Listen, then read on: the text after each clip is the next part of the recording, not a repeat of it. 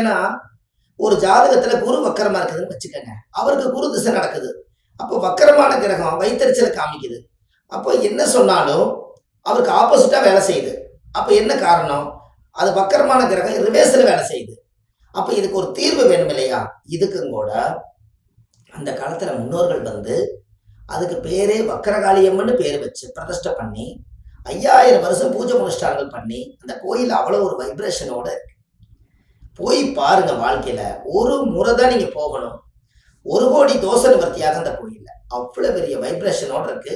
அந்த சாமி பார்த்தாலே பிரமிச்சு போயிருவீங்க. அப்படி ஒரு அற்புதமான ஒரு தெய்வம், ஒரு வைப்ரேஷன்.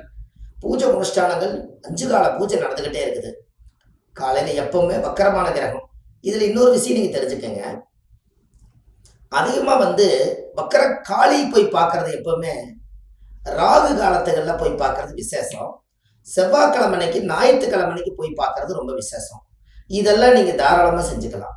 எனக்கு எந்த கிரகம் வக்கரமா இருக்குதோ, குரு வக்கரமா இருக்குது, நான் வியாழக்கிழமை தான் போகணுமா? எனக்கு செவ்வாய் வக்கரமா இருக்குது, செவ்வாய்க்கிழமை தான் அப்படியெல்லாம் இல்லை.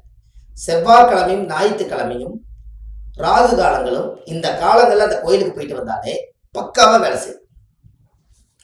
நீங்க போய் பாருங்க.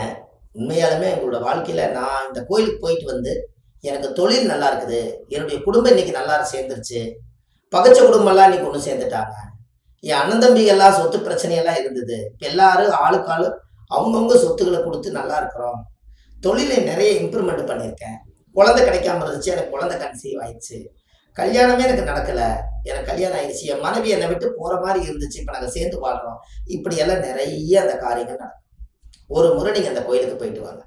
இது உங்களுக்கு பாருங்க, இந்த பரிகாரத்தை ஜாதகம் பார்க்காமலே உங்களுக்கு ஒரு அற்புதமான பரிகாரம் உங்களுக்கு கொடுத்துருக்கேன்னா, உங்க ஜாதகத்தை பார்த்து என்கிட்ட வந்து தெரிஞ்சு ஒரு கிரகம் குரு திசை, குரு வக்கரமா இருக்குதுங்க, உங்களுக்கு வக்கர திசை நடக்குது, அதனால இந்த வக்கர திசையில எல்லாமே ஆப்போசிட்டா நடக்குதுன்னு நான் சொல்லி, அதுக்கப்புறம் நீங்க என்னை பார்த்துட்டு வந்து தெரிஞ்சு அப்புறம் நீங்க அந்த வக்கரகாளியம்மன் கோயிலுக்கு போறதுக்கு பதிலா அவங்கவுங்க வீட்டுல நீங்க அவங்கவுங்க இருக்கிறீங்க. இந்த பதிவை பார்த்துட்டு உங்க ஜாதகத்தை எடுத்து பார்த்து எந்த கிரகம் வக்கரமா இருக்குன்னு தெரிஞ்சுட்டா நீங்க வக்கரகாளியம்மன் கோயிலுக்கு போயிட்டு வர்றீங்க. அப்ப ஜாதகமே நீங்க பார்க்காமலுக்கு இன்னைக்கு பரிகாரம் உங்களுக்கு கிடைச்சு போச்சு. நீங்க எங்களோட ஜாதகம் பார்க்கவே இல்லை, ஆனா உங்களுக்கு பரிகாரம் கிடைச்சிருச்சு. அப்ப இது நீங்க செய்த புண்ணியம் தானே.